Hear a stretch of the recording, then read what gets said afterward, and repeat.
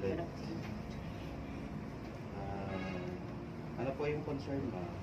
Yung yung dito, parang namamalit siya ganyan.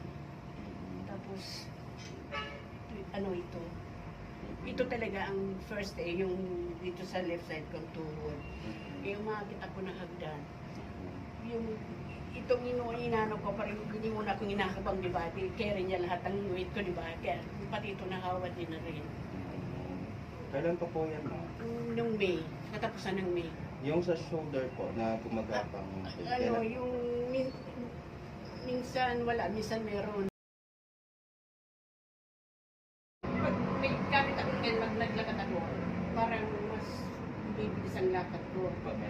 Kasi parang nanguhod yung huwag sa loob. Pero pag hindi naman kayo, wala, ang sakit, grabe. pwede yung tanggal.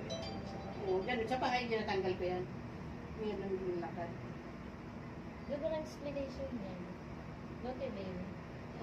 Doon wala, no? Basta Parang wala. Pero, ano pakiramdam mo? wala na, magaling na ako. Compare dun sa kabila. Ay, ito, the best to. Thank you po. Kasi dun sa may kabila. Hindi ba kita maging free sa Facebook? Oo naman, syempre. Doon kami sa may kabila, kuya. Pagbaba niya masakit-sakit rin. Oo, yan. Ang Nalayag ka pa siya, no? Nuri ka na. Di ba ang bigat ng pagkaramdam ko na lang ngayon ang gaang niya na ganda. Maraming salamat po. Salamat talaga. Galing pala talaga doon.